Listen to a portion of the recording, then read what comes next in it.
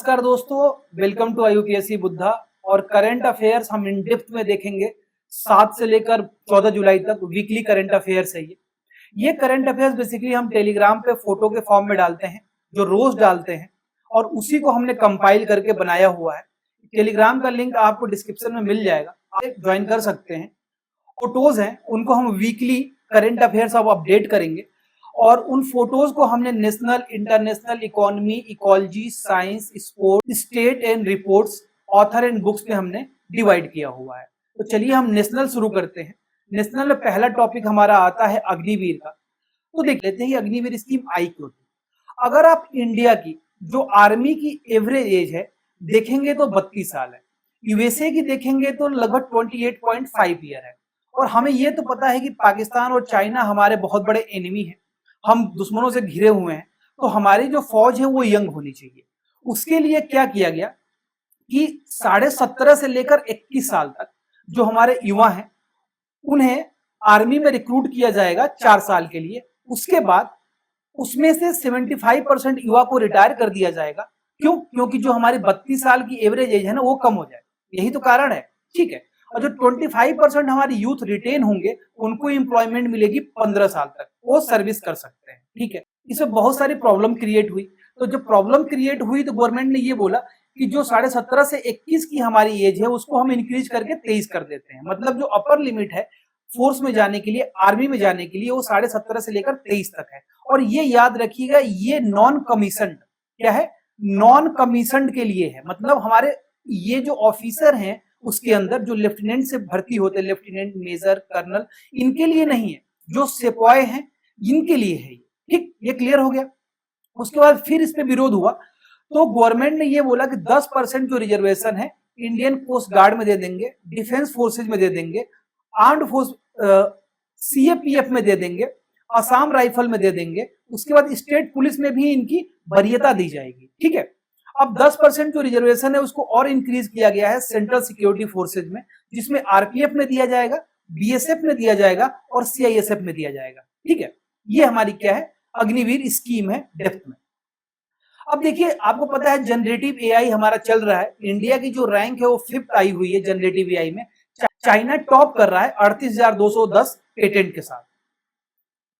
अब देखिए, हमारा 102 अंतर्राष्ट्रीय सहकारिता दिवस हमारा मनाया गया। ये मनाया गया हमारे गांधीनगर में। ठीक है। इंडिया गवर्नमेंट की हमारी स्कीम है वो है सहकारिता से लेकर हमारी समृद्धि तक। उसमें बेसिकली क्या है कि सहकारिता के थ्रू हम फार्मर को, जैसे AGR2 है, इसका मतलब है एग्रीकल्चर का टूल देना, उसके लिए हम क्या करते हैं कि सब्सिडी प्रोवाइड करते हैं। आपको नैनो फर्टिलाइजर खरीदना है, उसके लिए 50% की सब्सिडी हमारी गवर्नमेंट प्रोवाइड कर रही है। और जो ये अंतर्राष्ट्रीय सहकारिता दिवस है, इंटरनेशनल कोऑपरेटिव डेज है, उसका जो थीम था build a better future for all. Okay.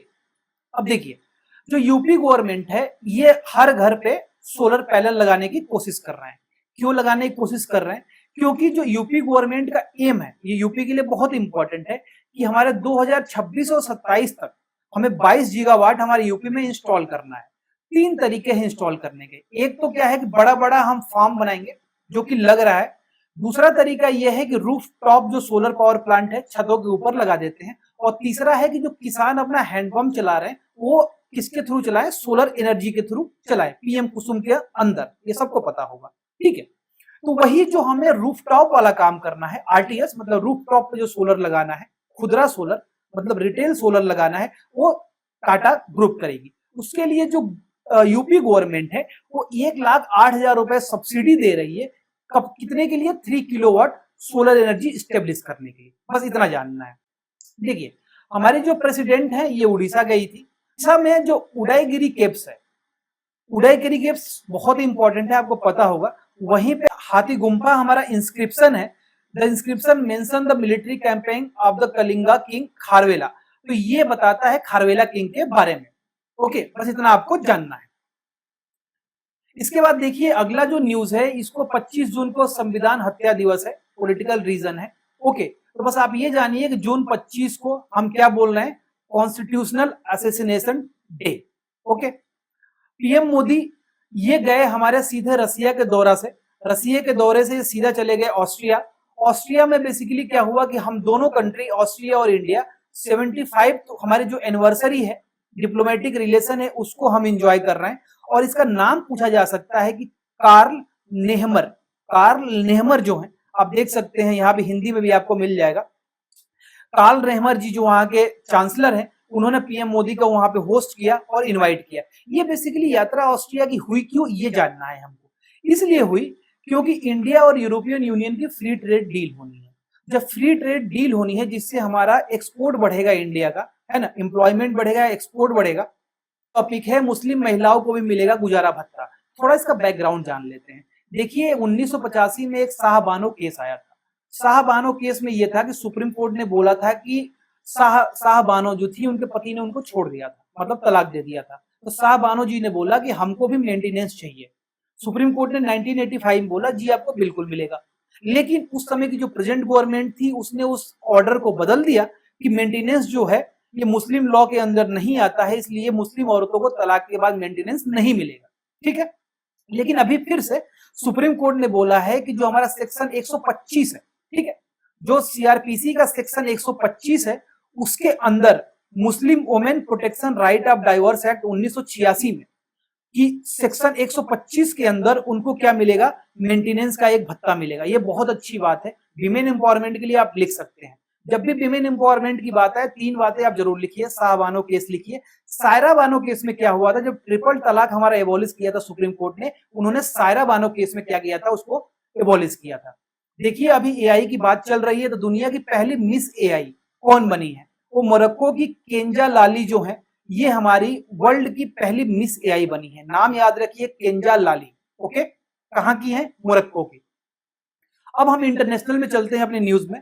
देखिए पहला न्यूज हमारा यह हुआ कि हमारी जो सेकंड बिम्स्टेक है, उसकी फॉरेन मिनिस्टर की रिट्रीट हुई है। मतलब जो बिम्स्टेक हमने संगठन बनाया हुआ है, उसकी फॉरेन मिनिस्टर की मीटिंग हुई है। अब ये जान लेते हैं कि बिम्स्टेक बना क्यों है, ये जानना बहुत जरूरी है हमारे लिए। देखिए बिम्स्टेक जो है, उसका फुल फॉर्म है Bay of Bengal initiative for multi sectoral technic economic cooperation. Okay, इसका मतलब यह है कि जो बे ऑफ बंगाल में, आप देखिए यहाँ पे इसलिए मैप रखा हूं, जो ये बे ऑफ बंगाल से लगी हुई कंट्रीज आएंगी, इनका हमारा कोऑपरेशन होगा। जैसे यहाँ आर्कटिक सर्किल से लगे हुए जो कंट्रीज आती है, उनका कोऑपरेशन होता है। उसी तरह से हमारा बे ऑफ बंगाल से लगी हुई जो कंट्रीज है, उनका कोऑपरेशन होगा। अब देखिए ये बना इसलिए क्योंकि सार्क जो कंट्री है, इसमें हमारा पाकिस्तान बार बार टेररिस्ट अटैक करके हमारे पूरे सार्क को खराब करने की कोशिश कर रहा था। तो इंडिया ने क्या किया कि ये बिम्स्टेक को लाया, सार्क को रिप्लेस करने के लिए हम बिम्स्टेक लेके आए। तो इसमें जो हमारे मेंबर स्टेट है, उसको याद करने का मैं तरीका बताता हूँ। सार्क में कितने कंट्री हैं, 8 कंट्री है। ठीक है, तो सार्क में से -3 कर दीजिए और +2 कर दीजिए। मतलब सार्क में से 3 कंट्री को हटाएंगे और 2 कंट्री जोड़ेंगे तो हमारी बिम्स्टेक बन जाएगी। मैं आपको बताता हूँ। ये देखिए, आपको पता है कि सार्क में अफगानिस्तान, पाकिस्तान, इंडिया, नेपाल, भूटान, बांग्लादेश, श्रीलंका, मालदीव, ओके, ये हमारी जो 8 कंट्रीज हैं, ये इसमें पार्टिसिपेट करती थी। अब बिम्स्टेक हमने बनाया तो इसमें से मालदीव को हटा दिया, क्योंकि वो अरबियन सी में आता, बे ऑफ बंगाल में नहीं आता है। ऊपर से अफगानिस्तान और पाकिस्तान को भी मैंने हटा दिया, है ना। और उसके बाद हमने किसको जोड़ा, थाईलैंड को जोड़ा है और म्यांमार को जोड़ा है। मतलब -3 किया और +2 किया, तो मेंबर स्टेट आपको याद रहेंगे। और पता चल गया क्यों बनाया गया, ताकि सार्क को रिप्लेस कर सके और हम अपने फॉरेन पॉलिसी में आगे बढ़ सके। ठीक है, तो और ये कहां कहां पे हम काम करेंगे, अपने economic defence cooperation in the area of security, connectivity, trade, investment contact में हम अपना काम करेंगे। यूएनएससी है ना, ये यूएनएससी में सबको पता है कि हमारे 5 परमानेंट मेंबर हैं। परमानेंट मेंबर के बाद 10 और हमारे नॉन परमानेंट मेंबर इलेक्ट किए जाते हैं हर 2 साल के लिए। अभी 5 कंट्री हमारी इलेक्ट हुई हैं, जिसका नाम है पाकिस्तान, सोमालिया, पनामा, डेनमार्क और ग्रीस। इसको याद कर लीजिए, पाकिस्तान मतलब बम, सोमालिया मतलब पायरेसी, पनामा मतलब जो पनामा पेपर लीक हमारा हुआ था, डेनमार्क जहां पे सबसे ज्यादा दूध उत्पादन होता है, मतलब बहुत अच्छी यहाँ की गाय होती है, दूध उत्पादन अच्छा होता है, ग्रीस आपको पता ही होगा। ठीक है, तो ये लोग जनवरी 1, 2025 से दिसंबर 31, 2026 तक ये लोग क्या करेंगे, वहां पे यूएनएससी में नॉन परमानेंट हमारे सिक्योरिटी मेंबर होंगे। ठीक, लेबनान और इजराइल के बीच में ये जो आपको बॉर्डर लाइन दिख रही है, इसको हम क्या बोलते हैं, ब्लू लाइन बोलते हैं। था ये यूएन ने किया था 2000 में, और उस समय क्या हुआ था कि इजराइल ने लेबनान से, साउथ लेबनान से अपनी आर्मी को बुला लिया था। तो काम की बात यह है कि लेबनान और इजराइल के बीच में जो बॉर्डर है उसको हम क्या बोलते हैं, ब्लू लाइन बोलते हैं। अभी सस्टेनेबल डेवलपमेंट हमारी रिपोर्ट आई है 2024 में, और ये बोला जा रहा है इसमें कि केवल 16% जो सस्टेनेबल डेवलपमेंट गोल हैं वही फुलफिल हो पाएंगे 2030 तक। ठीक है, सस्टेनेबल डेवलपमेंट गोल है। और हमारा जो पेरिस एग्रीमेंट COP21 हुआ था, इसमें क्या हुआ था, वर्स्ट केस में हम 2 डिग्री सेंटीग्रेड तक जा सकते हैं। ठीक है, लेकिन रिपोर्ट ऐसी आ रही है कि हम 2050 2060 तक ही हम 3 डिग्री सेंटीग्रेड को पार कर जाएंगे। ठीक है, तो ये मेंस के लिए बहुत इंपॉर्टेंट होगा कि जो सस्टेनेबल डेवलपमेंट हमारी रिपोर्ट है, अभी कल 16% एसडीजी गोल को हम ले पाएंगे। अब देखिए, आने वाली बात यह है कि इंडिया ने अपना क्या कमिटमेंट किया हुआ है। ठीक है, तो इंडिया ने कि हमारी जो कमिटमेंट है उसको पंचामृत बोलेंगे, ये मेंस में लिखना ही पड़ेगा। हमारे रिन्यूएबल एनर्जी है वो 500 गीगावाट हम 2030 तक पूरा करेंगे। पहला एकदम याद कर लीजिए कि 500 गीगावाट हम पूरा करेंगे। जो इलेक्ट्रिसिटी की हमारी रिक्वायरमेंट है ये 2030 तक हम इसको पूरा करेंगे, और हम अपने टोटल जो प्रोजेक्ट है कार्बन इमिशन को बाई या बिलियन टन इसको 2030 तक हम रिड्यूस करेंगे। याद करिए कि हमें कितना एनर्जी कैपेसिटी जो है रिन्यूएबल पे लगानी है, वो है 500 गीगावाट। हमें 50% अपनी इलेक्ट्रिसिटी की रिक्वायरमेंट जो है 2030 तक पूरी करनी है इससे, रिन्यूएबल एनर्जी से। हम रिड्यूस करेंगे total project carbon emission by billion of tons in 2030 तक। और इंडिया विल बी द, और हम क्या करेंगे, जो हमारी कार्बन इंटेंसिटी है उसको हम रिड्यूस करेंगे बाई 45%।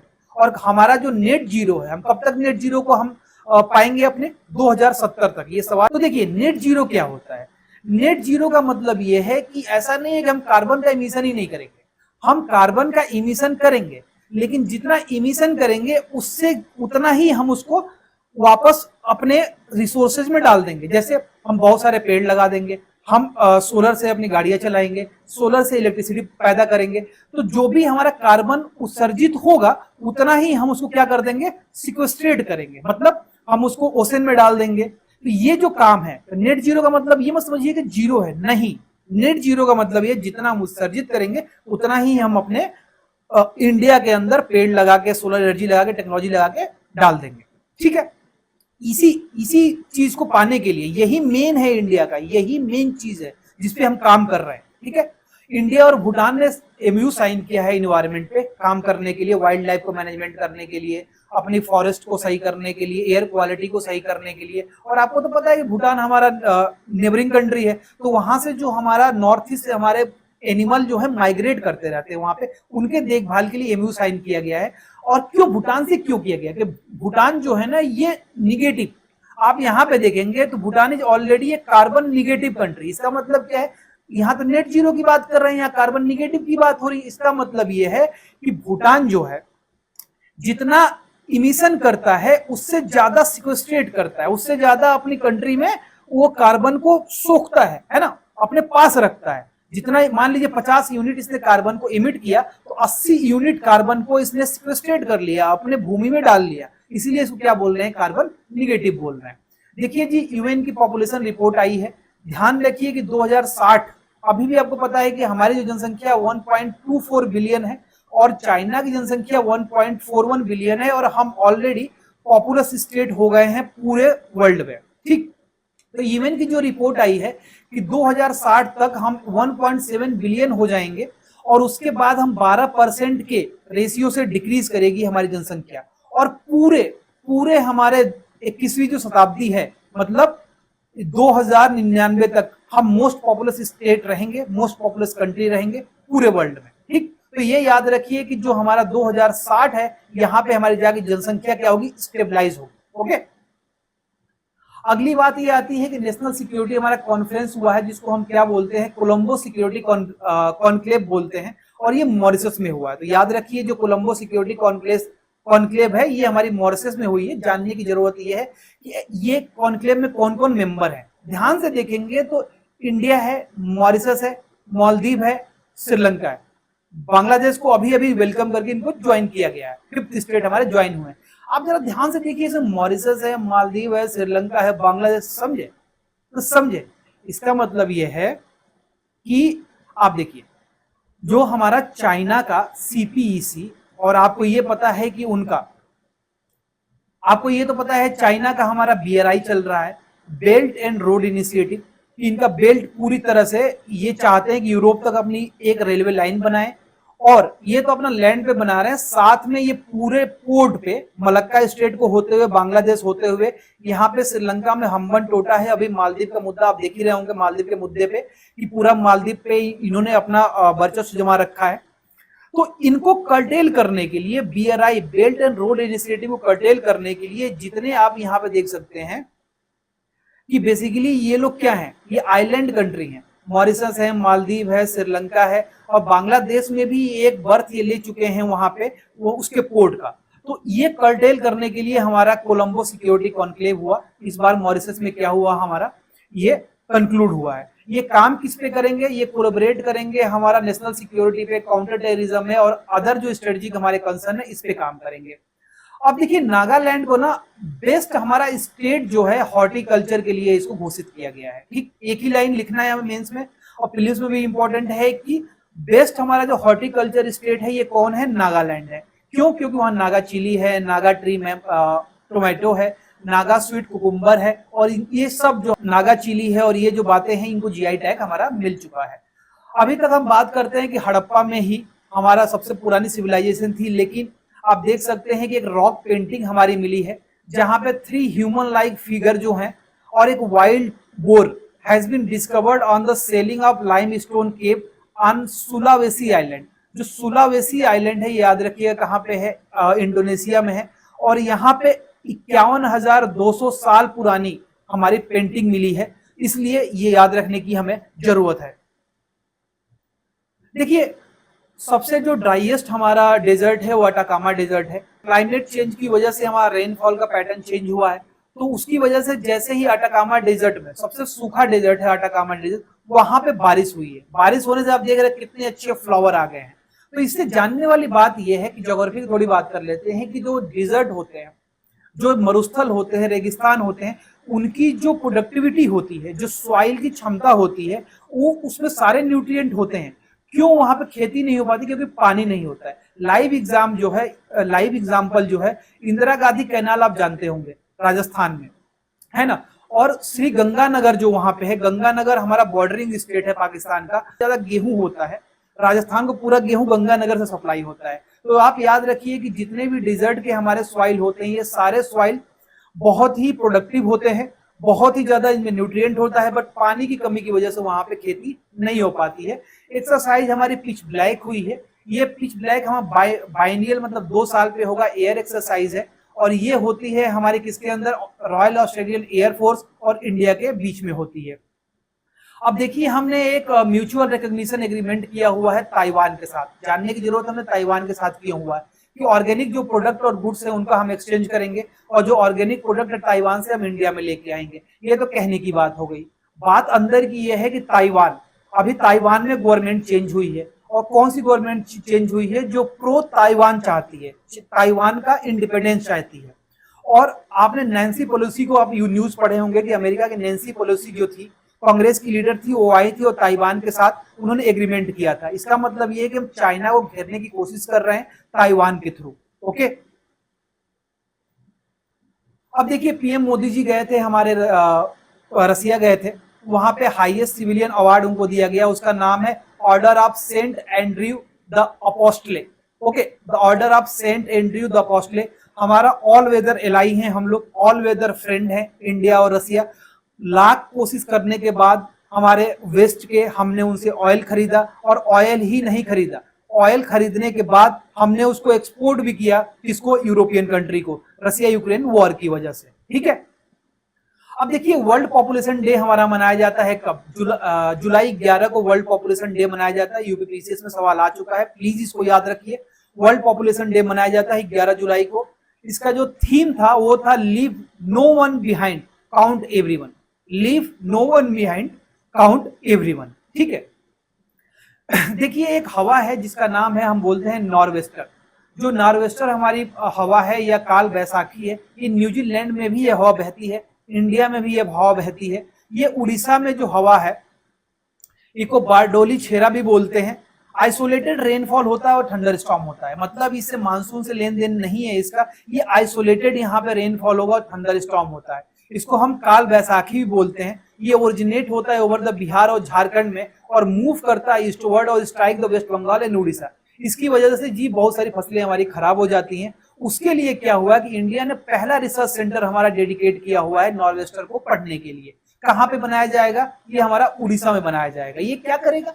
हमारी साइंटिफिक स्टडी करेगा कि हमारा ये कहाँ पे ओरिजिनेट हो रहा है, बिहार और झारखंड में ओरिजिनेट हो रहा है, वहां से ये मूव कर रहा है हमारा वेस्ट बंगाल और उड़ीसा में, तो इससे कैसे हमारा बचाव किया जा सके, ये जो बात है, ये नॉर्वेस्टर का हमारा एक स्टडी सेंटर, रिसर्च सेंटर हमारा कहाँ खोला गया? उड़ीसा में। अब देखिए हमारा जो जस्टिस आलिया नीलम जी हैं, जो नीलम जी हैं ये बेसिकली हमारा पाकिस्तान में लाहौर की, ये हमारे लाहौर हाई कोर्ट की फर्स्ट वीमेन जज बनी है। इनका नाम याद रखिए, जस्टिस आलिया नीलम। ठीक है, अब आपको बता दूं कि यहाँ पे ये हरिकेन यहाँ पे चलता है, आपको पता है ये ट्रॉपिकल साइक्लोन होता है हरिकेन, जो चलता है हमारा कहाँ पे? मैक्सिको और यूएसए में ये जाता है। इस बार जो है बेरिल उसका नाम दिया गया है, Beryl causing the major flood in Texas. जो बेरिल स्टॉर्म है यूएसए और कैरेबियन कंट्रीज में आता है। Storm in the USA and Caribbean countries also called the hurricane, और ये ट्रॉपिकल साइक्लोन है। थोड़ा ट्रॉपिकल साइक्लोन के बारे में जान लेते हैं क्योंकि मेंस की बात करनी है। देखिए ट्रॉपिकल साइक्लोन हमारे बे ऑफ बंगाल में भी आता है। ये मूव करता है ईस्ट से वेस्ट की तरफ। याद रखिए जो ट्रॉपिकल साइक्लोन मूव करता है कहां से मूव करता है? ईस्ट से वेस्ट मूव करता है। इसके लिए जो टेम्परेचर चाहिए वो चाहिए 26.5 डिग्री सेंटीग्रेड के ऊपर टेम्परेचर होना चाहिए। क्यों भाई? क्यों होना चाहिए? क्योंकि जो पानी है ना इसको उड़ना चाहिए। जब ये पानी उड़ के ऊपर जाएगा तो क्लाउड बनाएगा। अवेलेबिलिटी ऑफ मॉइस्चर चाहिए जिससे कि हमारा latent heat of condensation produce हो पाए। ठीक है, और उसके बाद क्या होता है कि seedling of cyclonic weather disturb with extra cloud cover. आप ये जानिए कि 27 डिग्री के ऊपर हमारा टेम्परेचर होना चाहिए। ओके, और वहां पे सफिशिएंट अमाउंट में मॉइस्चर होना चाहिए। और जो कोरियोलिस फोर्स है ये बहुत इंपॉर्टेंट है। कोरियोलिस फोर्स आपको पता है कि ट्रॉपिक जो हमारा इक्वेटर है उसके 5 डिग्री नॉर्थ और 5 डिग्री साउथ तक नहीं चलता है, कोरियोलिस फोर्स वर्क नहीं करता है। ठीक है, लेकिन उसके ऊपर जो है कोरियोलिस फोर्स हमारा वर्क करता है और एक बहुत बड़ा रोल प्ले करता है हमारा किस लिए? ट्रॉपिकल साइक्लोन को लाने के लिए। ये आप देख सकते हैं। नाटो हमारा सेकेंड वर्ल्ड वॉर के बाद फॉर्म हुआ था और नाटो को ही काउंटर करने के लिए एक पैक्ट आया था जिसका नाम है वार्सोवा पैक्ट, जो रसिया ने साइन किया था। आपको पता है कि जो जर्मनी थी इसको दो भागों में डिवाइड कर दिया गया था।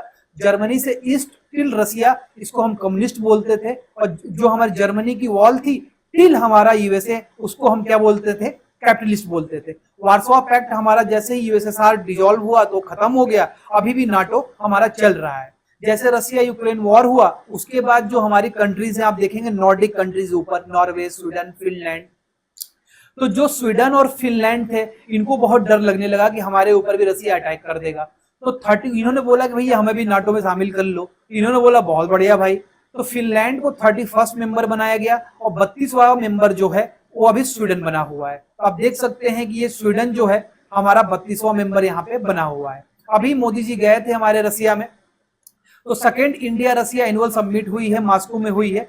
Prime minister Narendra Modi participate कर रहे थे और समिट जो इंक्लूड हुई है between the both countries of major issue, जैसे डिफेंस में काम हमारा होता ही है, मेजर हमारा डिफेंस पार्टनर है हमारा रसिया। इन्वेस्टमेंट, एनर्जी, कोऑपरेशन, एजुकेशन और कल्चर। यहीं पे एक और सम्मेलन होता है जिसको बोलते हैं ईस्ट इकोनॉमिक फोरम। बेसिकली जो व्लादिवोस्टोक हमारा पोर्ट है 1971 में जहां से शिप हमारे पास आई थी, हमारे पे अटैक करने की कोशिश कर रहे थे, तो व्लादिवोस्टोक ईस्ट इकोनॉमिक फोरम।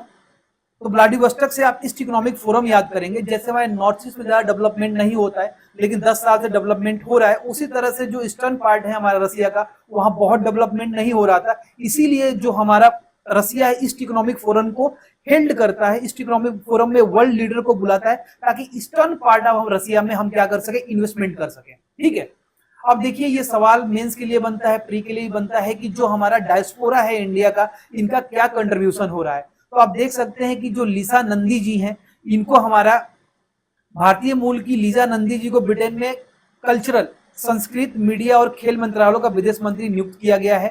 ठीक है, सिमिलरली आप देख सकते हैं कि जो ब्रिटेन की फर्स्ट वीमेन फाइनेंस मिनिस्टर है, इसके सवाल बहुत इंपॉर्टेंट है, आने की पूरी उम्मीद है कि जो रचेल रिवीस है, डबल आर, रचेल रिवीज जो है ये हमारी फॉरेन मिनिस्टर हैं, कहाँ की, ब्रिटेन की। देखिए दिव्य कला मेला, देखिए हमको ये तो बात पता है कि जो हमारे दिव्यांगजन है, पहले इनको हम अपंग या अपाहिज बोलते थे, लेकिन नाम चेंज करके दिव्यांग बोला गया है। और दिव्यांग बोलने के लिए एक अभियान जिसे हमें बार बार लिखना पड़ता है, जिसका नाम है सुगम्य भारत अभियान। ठीक है, इस सुगम्य भारत अभियान के अंदर क्या है कि जितने भी रोड हैं, जितने भी हमारे पब्लिक रोड इंफ्रास्ट्रक्चर है, इसको हम एक्सेसिबल बनाना है ताकि हमारे दिव्यांग भाई लोग उसको आराम से जा पाए। इसी तरह से उनके कला को प्रदर्शित करने के लिए दिव्य कला मेला आयोजित किया गया। जो दिव्य कला मेला हमारा आयोजित किया गया है, ये हमारा भुवनेश्वर में ऑर्गेनाइज किया गया है।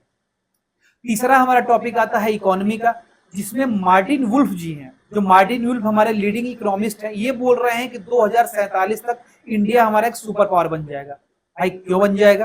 क्योंकि आपको पता है कि हमारा जो इंटरनेशनल रिलेशन है ये काफी हद तक आगे बढ़ रहा है। बिम्स्टेक की बात अभी हमने कर ली, रसिया के साथ रिलेशन बात कर लिया। ब्रिक्स में अभी हमारी 6 कंट्री प्रपोज की गई थी और 5 ही कंट्री इसमें ऐड हुई है। उनका नाम आप कमेंट सेक्शन में बताइए हमको। ठीक है, तो जो हमारा सुपर पावर है इंडिया 2047 तक बन जाएगा। देखिए जो एसबीआई जो है ना, ये म्यूचुअल फंड, आपको पता है म्यूचुअल फंड क्या होता है? कुछ लोग होते हैं और ये एक्सपर्ट होते हैं म्यूचुअल फंड। ठीक है, म्यूचुअल फंड में ये एक्सपर्ट लोग होते हैं जो आपके पैसे को संभाल सकते हैं। ये आपसे पैसा लेते हैं, उसको इन्वेस्ट करते हैं, और इन्वेस्ट करने के बाद जो प्रॉफिट होता है उसका कुछ पैसा आप अपने पास रखते हैं और प्रॉफिट आपको दे देते हैं। तो इसको मनी पूल भी बोला जाता है।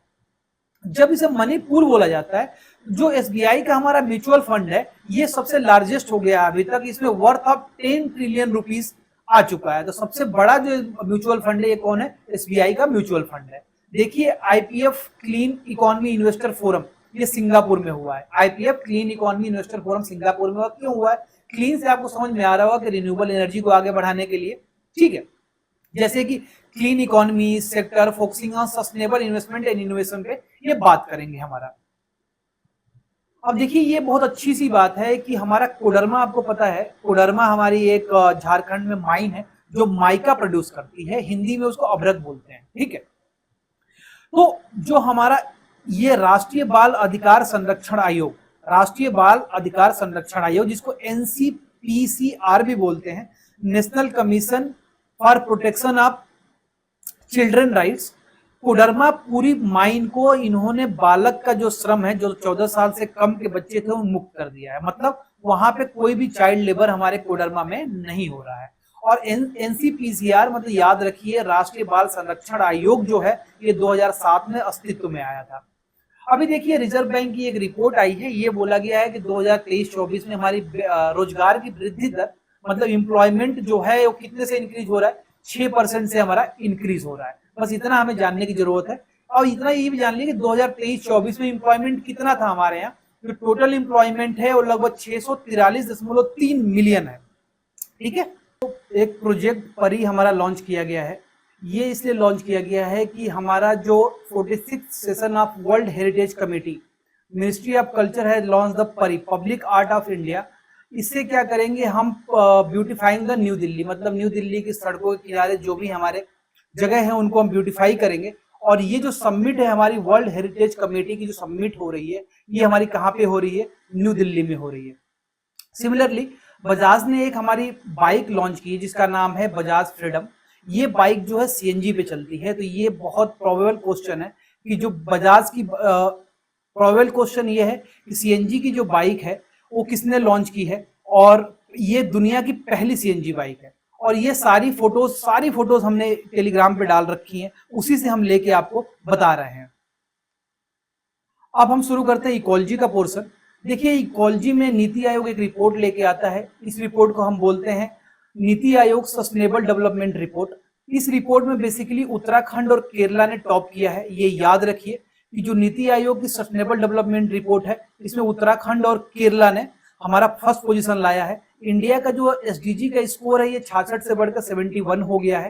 ठीक है, और मेन बात यह है कि जो Uttar Pradesh with total score of 67 front runner में काम कर रहा है। UP has improved by the 7 points moving from the performer category in 2021। हम किस कैटेगरी में है इस समय? एक बार सवाल आ चुका है। हम इसमें फ्रंट रनर में हैं, और फ्रंट रनर में क्या बोलते हैं? हम परफॉर्मर हैं। हम एस्पायरेंट नहीं है, हम क्या है? परफॉर्मर कैटेगरी में है। और उस कैटेगरी में परफॉर्मर कैटेगरी में हमारी पोजीशन जो है 22 से 18 हो गई है। ठीक है, देखिए जो एचसीएल की हमारी टेक चेयरमैन है रोशनी नाडर जी, रोशनी नाडर मल्होत्रा, इनको अवार्ड किया, इनको जो है फ्रांस का हाईएस्ट सिविलियन अवार्ड दिया गया है जिसको बोलते हैं chevalier de the legion de honour. इसका मतलब ये होता है knight of the legion honour. ये अवार्ड इसलिए दिया गया है कि इन्होंने बिजनेस को प्रमोट किया है इंडिया और फ्रांस के बीच में। इनकी कमिटमेंट जो सोशल की तरफ और इन्वायरमेंटल कॉज की तरफ होती है, ये सब देखते हुए फ्रांस ने रोशनी नाडर मल्होत्रा जी को हाईएस्ट अवार्ड दिया है। इसके बाद देखिए यूनेस्को ने 11 न्यू बायोस्फीयर रिजर्व को डेजिग्नेट किया है। पहली बार बेल्जियम और गाम्बिया जो है इनके जो बायोस्फीयर रिजर्व हैं उनको नेटवर्क में, यूनेस्को के नेटवर्क में लाया गया है। इससे ज्यादा इंपॉर्टेंट ये है कि इंडिया में अभी 18 बायोस्फीयर रिजर्व है जो 12 रिकॉग्नाइज किया है किसने, यूनेस्को ने। अभी देखिए क्या हुआ है कि आपको ये तो पता होगा नेशनल टाइगर कंजर्वेशन अथॉरिटी, ये अथॉरिटी किसके अंदर बनी है ये आप बताएंगे हमको कमेंट में। ये अथॉरिटी जो है 75 टाइगर अभी मरे हैं 2024 में। कहाँ सबसे ज्यादा मरे हैं, वो मरे हैं हमारे एमपी में। एमपी में किस टाइगर रिजर्व मरे हैं, वो है बांधवगढ़ हमारा जो टाइगर रिजर्व में, उसमें सबसे ज्यादा हमारे टाइगर मरे हैं। और इसको हम क्या बोलते, इस टाइगर को कंजर्वेशन करने के लिए जो हमारा प्रोजेक्ट चलता है उसको क्या बोलते हैं, प्रोजेक्ट टाइगर। अब देखिए फिर से सस्टेनेबल डेवलपमेंट मैंने आपको एक बार और डाल दिया है कि 16% हमारा जो सस्टेनेबल डेवलपमेंट गोल है यही 2030 तक हम मीट कर पाएंगे। अब साइंस की हम बात कर लेते हैं। देखिए साइंस में क्या होगा, आपको सबको पता है कि जो 4 धाम की यात्रा होती है वहां पे बड़े बुजुर्ग और बूढ़े लोग जाते हैं। वो उससे क्या होता है, जो बुजुर्ग लोग हैं उतने हाई एल्टीट्यूड पे जाते हैं तो उनको ऑक्सीजन की दिक्कत होने लगती है और उसकी वजह से बहुत सारी मोर्टालिटी मतलब डेथ होता है।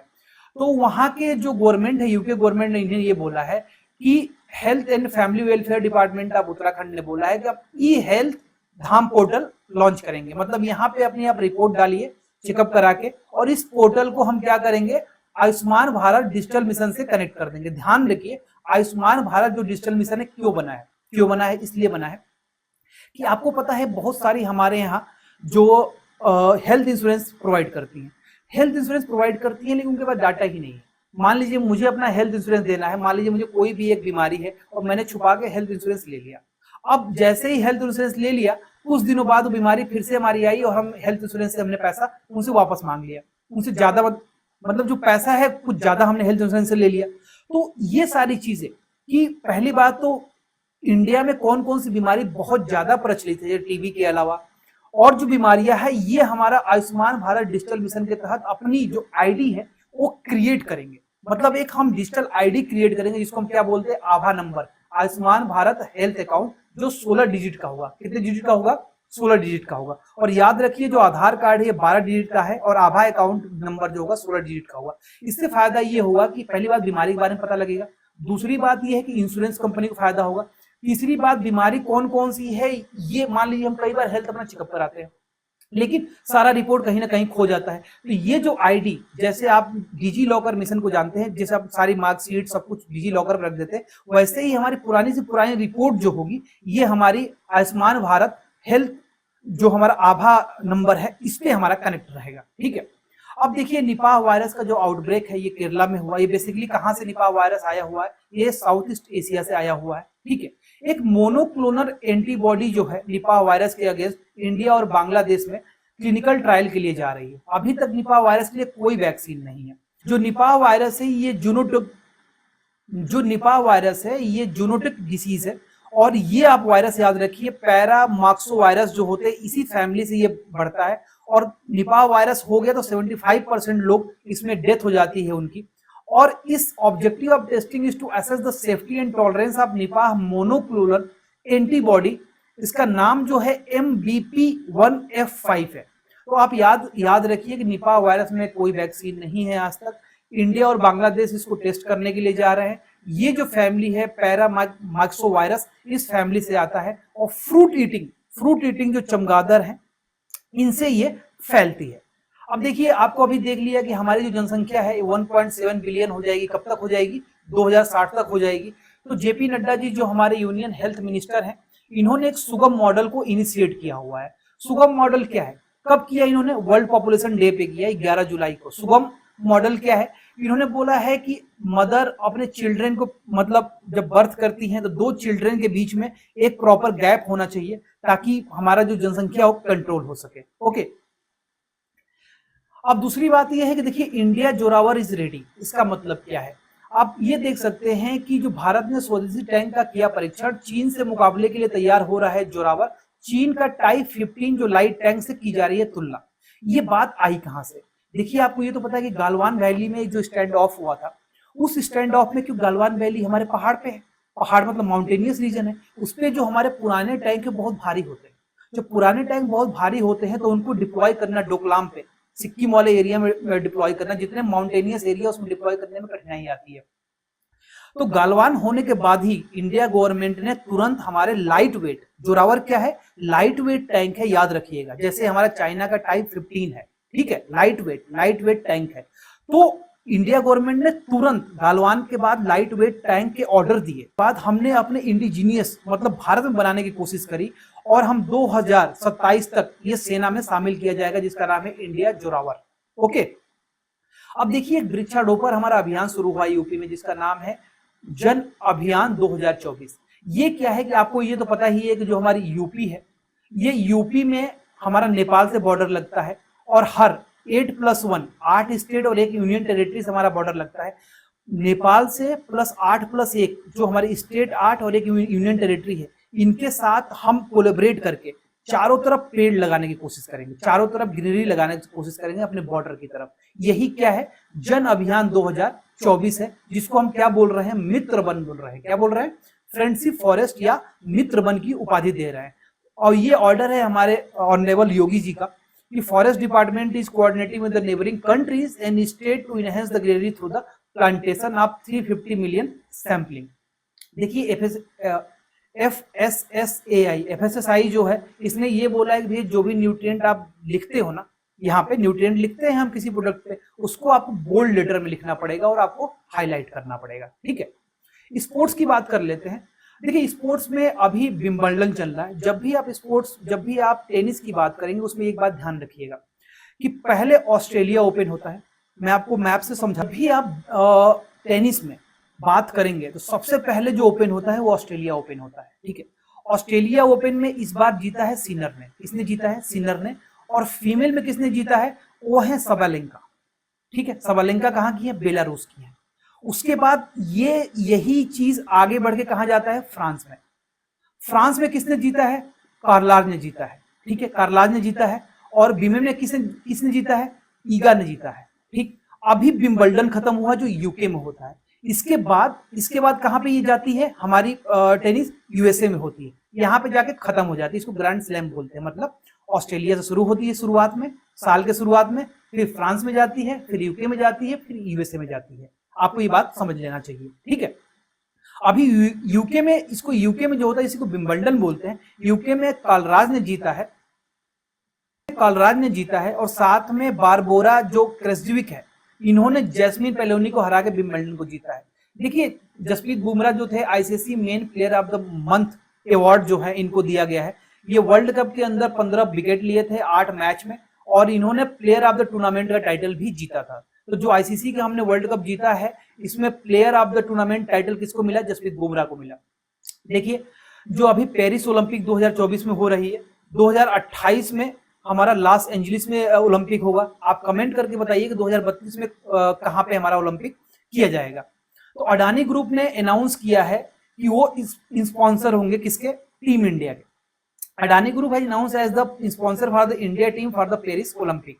और अभी इंपॉर्टेंट ये है कि इसमें 4 नए स्पोर्ट्स हमारे जोड़े गए हैं। किसमें? पेरिस ओलंपिक में। पहला ब्रेकिंग है, दूसरा स्केट बोर्डिंग है, तीसरा स्पोर्ट्स क्लाइंबिंग है, और चौथा क्या है? सर्फिंग है, ठीक है। तो याद रखिए SSS, skateboarding, sports climbing, surfing और ब्रेकिंग। आपको बता दिया कि जो स्पेन के कार्लोस हैं, इन्होंने कौन कौन सा जीता है? फ्रांस भी जीता है और विंबलडन भी जीता। विंबलडन कहां पे होता है? यूके में होता है। किसको हराया इन्होंने? नोवाक डिजोविक को इन्होंने हराया हुआ है। आपको मैंने बता दिया कि ऑस्ट्रेलिया मेन किसने जीता है? जैनिक सिनर ने जीता है, जो इटली के हैं। विमेन कौन है? आरानिया सेबेलेंका है, बेलारूस की, जिन्होंने जीता हुआ है। और ये पोलैंड की हमारी ईगा स्वास्टिक है ना, जिन्होंने डिफीट किया इटली के जैस्मिन पेलोनी को फ्रेंच ओपन में। बताया ईगा स्वास्टिक जो है फ्रेंच ओपन को जीता है, ठीक है। अब देखिए क्या है कि गगन नारंग जो है ये सेफ डे मिशन, जब भी हमारी पहले ओलंपिक में कोई भी टीम जाती है तो उसके लिए एक हमारे सेफ डे मिशन, मतलब एक गार्जियन के तौर पर भेजा जाता है। पहले मैरी कॉम को भेजा जाता था, अब गगन नारंग जी जाएंगे। ठीक है। इंडियन ओलंपिक एसोसिएशन है जो appointed 2012 Olympic bronze medallist shooter Gagan Narang as a chef de mission of the Indian team for the 2024 Paris summer Olympic, जिन्होंने मैरी कॉम को रिप्लेस कर दिया है। और वही नहीं, पीवी सिंधु और शरद कमल जी जो हैं ये को फ्लैग बियरर होंगे। अब देखिए जो फ्लैग बियरर हैं वो कौन कौन है, ध्यान से देखिए, पीवी सिंधु और शरद कमल। लेकिन लीड कौन करेगा? पूरी टीम है जो उसको लीड करेंगे वो है हमारे नीरज चोपड़ा जी। अब आपको समझ में आ जाएंगे तीनों चीजें कि जो सेफ डे मिशन है ये कौन होगा, गगन नारंग जी होंगे। कौन फ्लैग को पकड़ेगा, ये होंगे पीवी सिंधु और शरद कमल। ठीक। और कौन उस टीम को लीड करेगा, वो जो है हमारे नीरज चोपड़ा जी हैं। अब देखिए पेरिस ओलंपिक से पहले जो विनेशा फोगाट थी, इन्होंने गोल्ड को जीता है। इंडियन रेसलर विनेशा फोगाट ने गोल्ड मेडल जीत लिया 50 किलो की कैटेगरी में, जो स्पेन ग्रांड प्रिक्स हो रहा था उसमें 50 किलो की कैटेगरी में इन्होंने गोल्ड मेडल को जीत लिया है। मैं आपको बताया कि लॉस एंजलिस में जो 2028 में ओलंपिक होगा इसमें भी कुछ स्पोर्ट्स जोड़े गए हैं, जिसमें हमारा सबसे पहले T20 जोड़ा गया है, बेसबॉल जोड़ा गया है, सॉफ्ट बॉल जोड़ा गया है, फ्लैग फुटबॉल जोड़ा गया है, लक्रेसी जोड़ा गया है और स्क्वैश जोड़ा गया है। ये आपको याद रखना है कि 4 स्पोर्ट्स हमारे जोड़े गए हैं किसमें, पेरिस ओलंपिक में, और 5 हमारे स्पोर्ट्स जोड़े गए हैं किसमें, लॉस एंजलिस के ओलंपिक में।